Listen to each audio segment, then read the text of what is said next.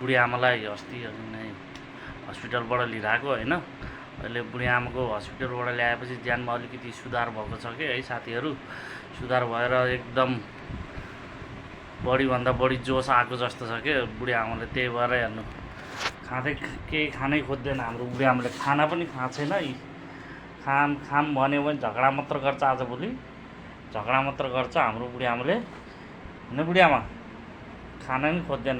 भक्क हिजो बेलुकाबाट केही नखाएको, पानी धरि नखाएर अहिले बल्ल कर गरी अलिकति जाउलो र एउटा अन्डा खुवाएको छु होइन साथीहरू। एकदम के अब त भनेको नि मान्दैन क्या। उमेरले कति काटिसक्यो होइन। अब हुन त अब बच्चा जस्तै भइदिन्छ भन्छन् सबैले होइन। त्यही पनि अहिले भनेको मान्न पर्छ नि, मान्दै नमान्ने है साथीहरू। सबैले माया गरिदिनु होला है मेरो बुढी आमालाई।